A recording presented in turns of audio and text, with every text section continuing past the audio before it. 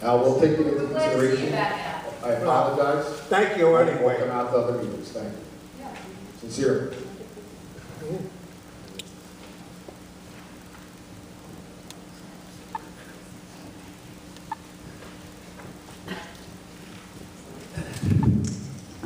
Hi, Teresa Burke. I just have a question regarding the academic excellence slide. Can you tell me what the cost of the IB program is, roundabout figure? I don't have the exact figure, but there are different costs associated with running the IB program. Some of it has to do with fees associated with being a certified program. Some of it has to do with staffing. The staffing, though, if it wasn't for IB, the students would be in a different class, and we'd have to pay for the staffing costs there as well. Same thing with regard to books. I don't have the number off the top of my head regarding exactly how much the fees are associated with IB. We can certainly provide it. Okay, because that would lead into my next question. Just looking at the numbers, I think the graduating class is around 600? About. Okay. I see that 135 are diploma candidates. That's correct. Okay. But I see an overwhelming number of students taking college courses. If I see it's almost 3 times as much.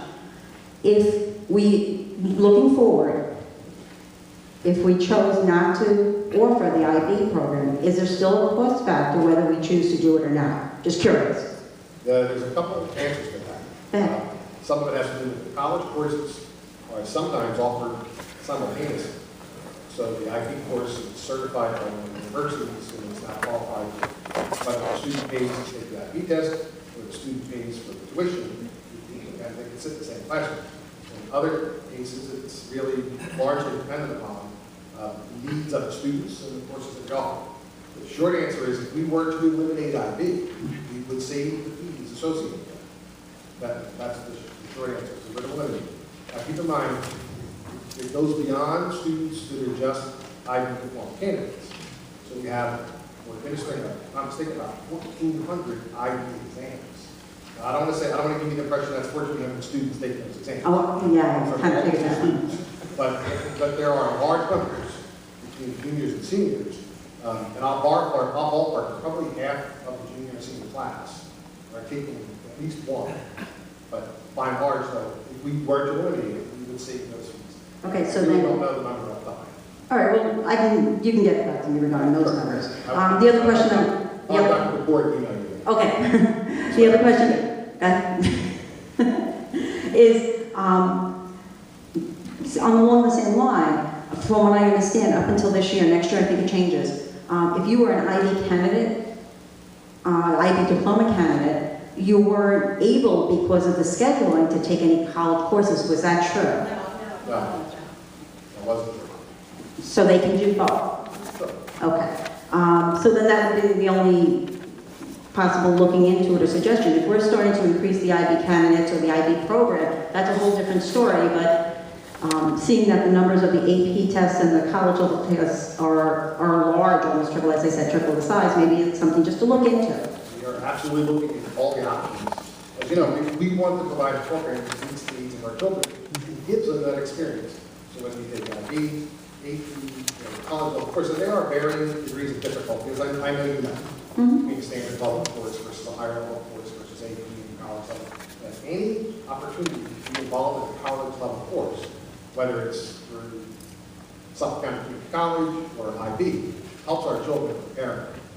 The state, right now, though, as you should know, I don't have all the research on this yet, but the state is actually proposing every student doing a long-term research paper before they graduate from high school, which IB diploma candidates already do. So the state is actually talking about all students as part of the graduation requirements. They haven't quite figured out how to do that, nor how they're going to help us pay for it, but that is on the table right now.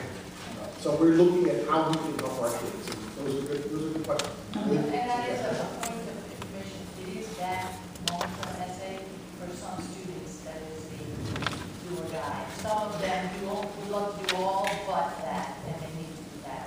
And ultimately, as the superintendent said, it's being thought to be an excellent path for all students to be on. So we shall see how it evolves. And there are people that have come to this district, and we've talked to people who've been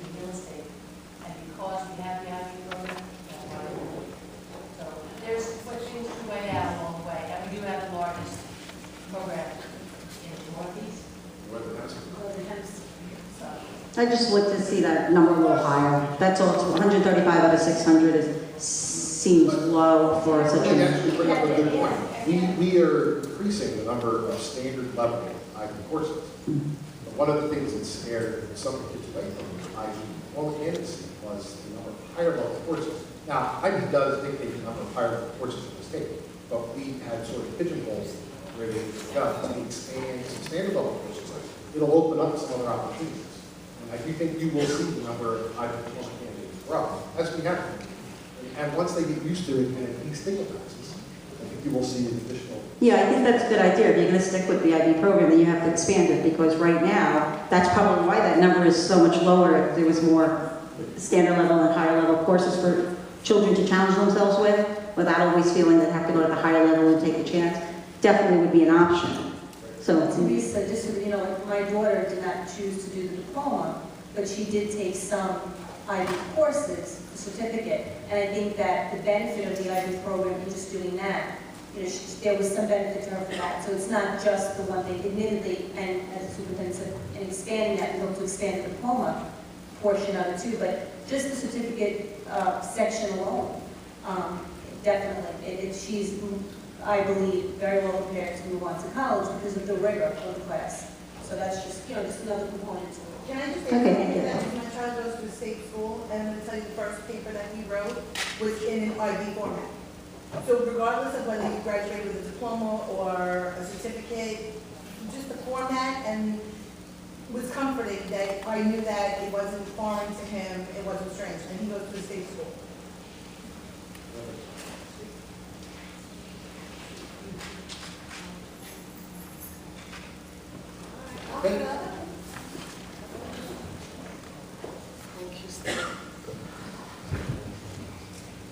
This is not my forte. I'm very uncomfortable. Be patient with me.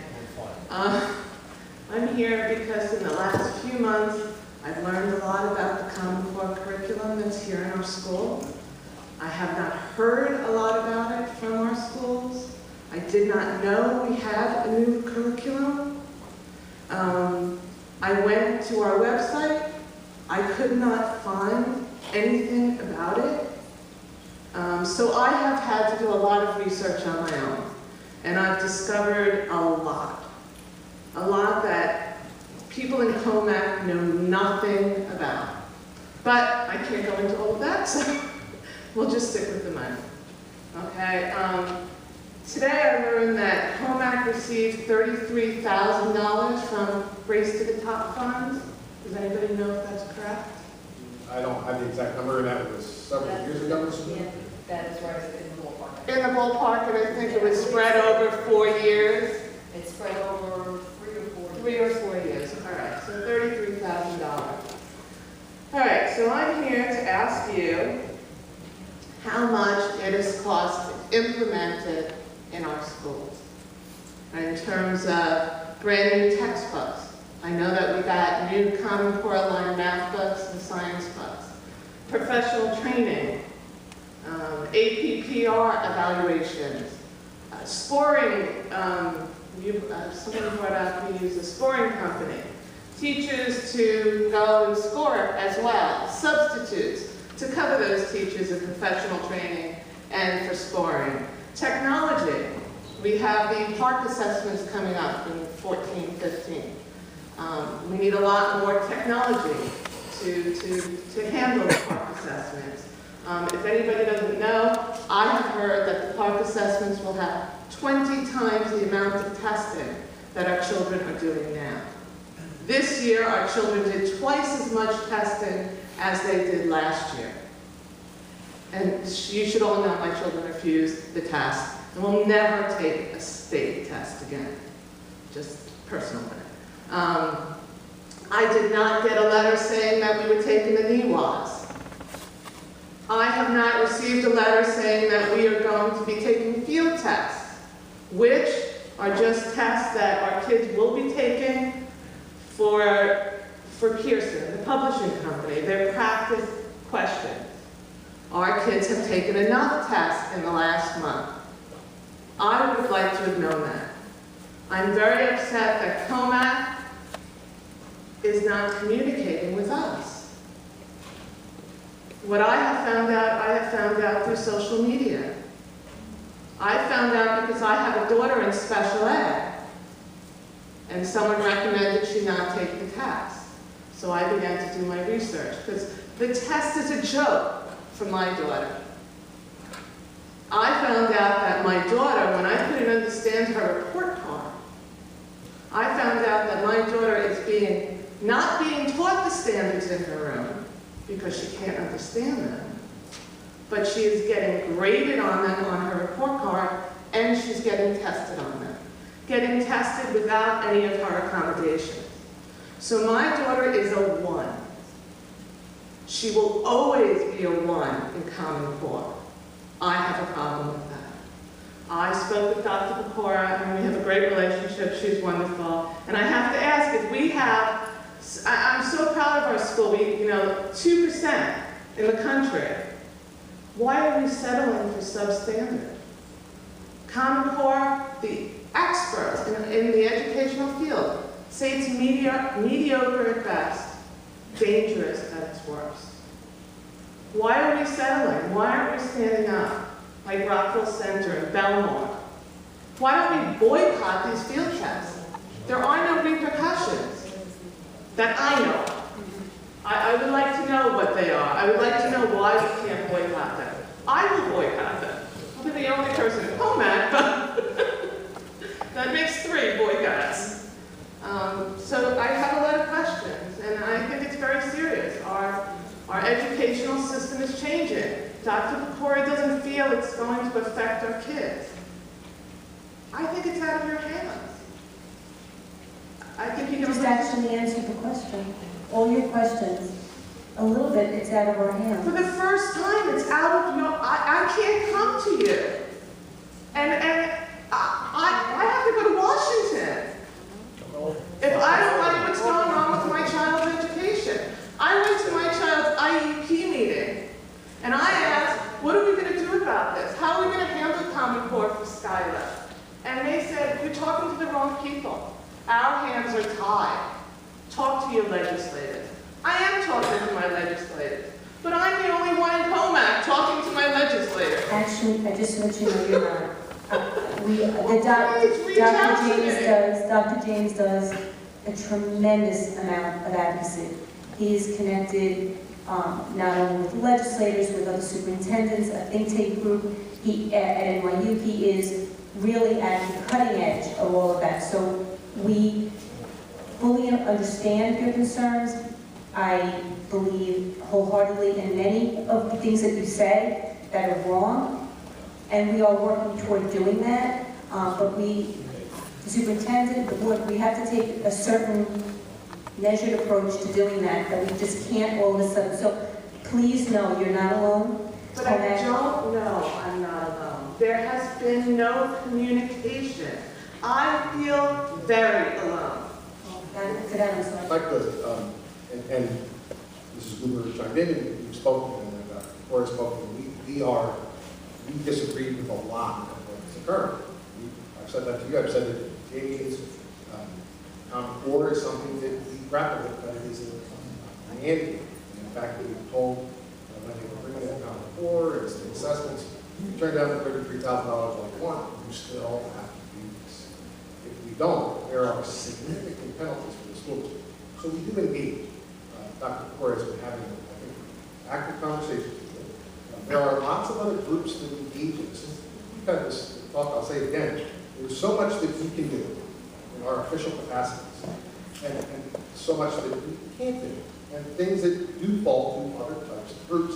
When it comes to that voice, and I'll use that word voice, around what people find acceptable for their children, and what the school district can control is somewhat limited. And we are extremely active. Now, I apologize if you feel like when I communicating with you, there are definitely meetings, there are no big meetings, and of course, we'll reach out more and have more conversations with you. But some of the stuff that comes down, and park assessments are not clear. I want to be clear about the assessment protocols versus Common Core. There are separations there. There are new assessments associated with Common Core. Park assessments that claim will be associated with Common Core. There are costs associated with that. The advocacy component has a lot to do not only with the legislators, but the Commissioner of Education. I've been with hundreds speaking to regents, to NYU. So it's not something that is going unquestioned. We believe that the Common Core is actually needed. Well, our expectations are I currently. believe it is too. I would frankly, it's just something that I don't think is going to help us. So we will meet their standard and then we will exceed their standard. That does make it difficult because there are components that we would be better served using that time on something else. So the assessment, we agree with students who are tested. We don't disagree on it. So managing that and having that conversation, what I'll certainly talk to Dr. McCord about, we'll form a focus group. We'd like to be a part of that focus group, have you come in, start this conversation. Not just me. No. Nobody knows. It's a focus group. Nobody in this community does not know about this. Okay. My friends don't know about this. My neighbors don't know about this. I speak to the teachers. They only know what they're told. All right, that's the one thing. Well, you say it's, you hold on. can't, wait, no, I can't hold. Just one moment. Okay. One moment. What I wanted, can you hear me? Can you hear me? I'll can't hear you.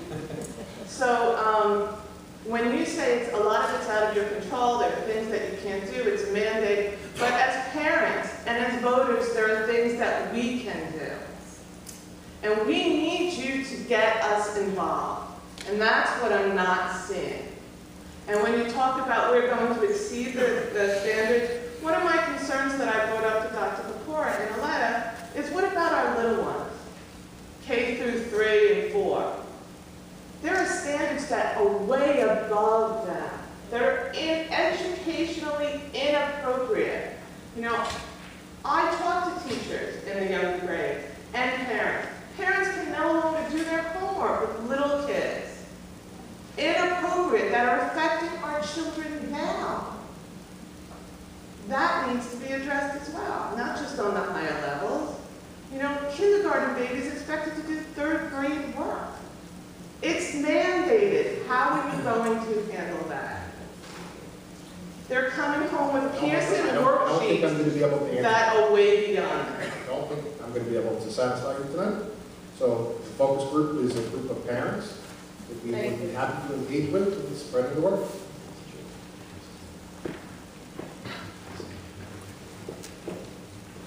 Are there other questions? Any other issues?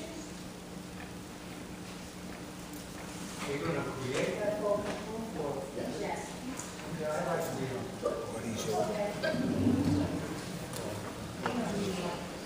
Thank you. Back to you, Mrs. Mastriello. Therefore,